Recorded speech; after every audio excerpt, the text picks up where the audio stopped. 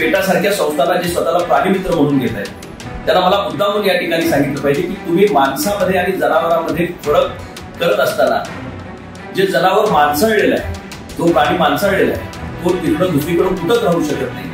ती हत्नी फक्त नागरी गावामध्येच आनंदाने राहू शकते आणि त्या मठाधिपत्यांच्या आशीर्वादामध्येच आणि त्यांच्या असणाऱ्या व्यवस्थेमध्येच चांगली राहू शकते.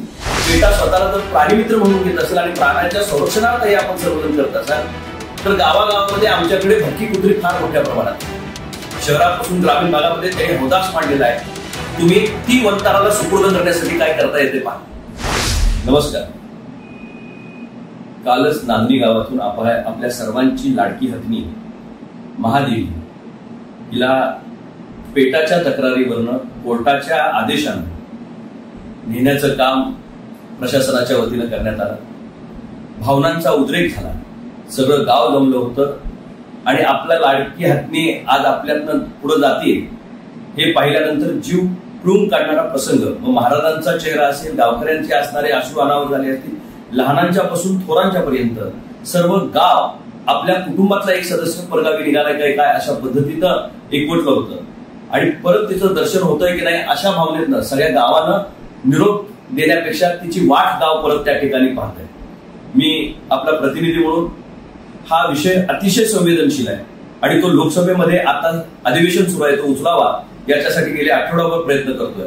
पण मागच्या पूर्ण आठवड्यामध्ये संसद चालली नाही, संसद ऍडजंट झाली, त्याच्यामुळे मागच्या आठवड्यामध्ये तो विषय घेता आला नाही. याही 2 दिवसामध्ये ऑपरेशन सिंदूरवरची राष्ट्रीय पातळीवरची चर्चा असल्यामुळे दुसऱ्या कुठल्याही विषयाला त्या ठिकाणी चर्चेला वाव नव्हता. मी लवकरच या विषयाला वाच्यता पार्लमेंटमध्ये त्या ठिकाणी फोडणार आहे.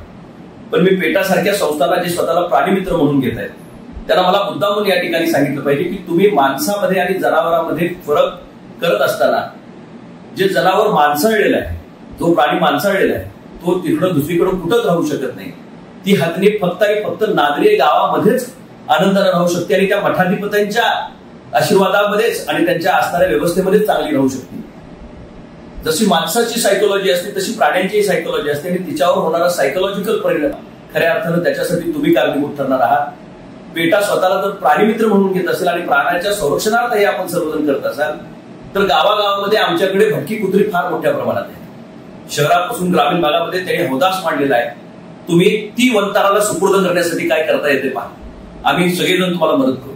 पण जे जनावर पाळीव जनावरांसारखं त्या ठिकाणी राहिलंय, आमच्या बरोबर घरच्या कुटुंबाच्या सदस्यासारखं राहिलंय, त्याला इतकं प्रेम त्याचं गावकऱ्यांच्यावर आहे आणि गावातल्या लोकांचं त्याच्यावर आहे. सध्याचं एक स्थान म्हणून 600 वर्षाची परंपरा त्या मठाला त्या ठिकाणी आहे. असा आमच्या आत्म्याला हात घालण्याचं काम तुम्ही त्या ठिकाणी केलंय. निश्चितच याला आम्ही लोकसभेमध्ये वाच्यता फोडू. नागपंचमीच्या विषयी कालच एक चांगला महत्वाकांक्षी निर्णय केंद्र सरकारने घेतला आणि वन्य प्राण्यांच्या यादीत असताना सुद्धा नागदेवतेच्या पूजेला परवानगी त्या ठिकाणी मिळाली आणि काल आनंदानं नागपंचमी माझ्या शिराळा गावातील आम नागरिकांनी साजरी केली. माझा प्रामाणिक प्रयत्न आहे की हत्ती जो या ठिकाणी पाळीव हत्ती आहे, जो परंपरेनं त्या ठिकाणी तिथं आहे, लहानाचा मोठा तिथं त्या ठिकाणी झालाय, त्या हत्तीला परत एकदा मठाकडे सुपूर्द करण्यासाठी काही स्पेशल केस करता येईल का आणि पार्लमेंटनं त्यामध्ये लक्ष घालावं, लोकसभेनं त्यामध्ये लक्ष घालावं आणि कायद्यामध्ये काहीतरी सूट देऊन अशा ज्या हत्ती या ठिकाणी आहेत जे धार्मिक कारणास्तव अनेक वर्षानुवर्ष शेकडो वर्षाच्या परंपरेनं तिथं आहेत त्यांना संरक्षण देण्याचं काम करता येईल का याच्यासाठी मी प्रामाणिकपणे प्रयत्न करेन. निश्चितच झालेली घटना ही वेदनादायी आहे. मी पोलीस प्रशासनाला सुद्धा विनंती करतो की केसेस त्या लोकांच्यावर ज्या घातलेत त्या भावना विवश झालेल्या या ठिकाणी समाजानं आपल्यावर तुमच्यावर करायचं आक्रमण त्यांना कारण नव्हतं, पण आपल्या घरातला सदस्य कोणतरी ओढून घेऊन जात आहे या भावनेतनं खऱ्या अर्थानं तो मनाचा आक्रोश निर्माण झाला. आपणही समजून घ्या, कुठेही कठोर कारवाई या सगळ्या लोकांच्यावर होणे याची काळजी आपण घ्या. ही मी या ठिकाणी प्रशासनाला त्या ठिकाणी सूचना करणार आहे आणि या बाबतीत सन्मान्य मुख्यमंत्र्यांनाही आणि सन्मान्य गृहमंत्र्यांनाही मी या ठिकाणी याच्या बाबतीतली माहिती देणार आहे. आपण संयम राखा. निश्चितपणे एक नागदेवतेची लढाई आपण जिंकलोय. आता दुसरी लढाई जी सुरू होतीये ती आपली असणारी लाडकी महादेवी परत घरात आणण्याची आणि मला निश्चित खात्री आहे की येणाऱ्या काळामध्ये यालाही आपल्याला यश येईल आणि महादेवी हत्तीला आपल्याला परत आणण्यामध्ये सर्वांना यश येईल.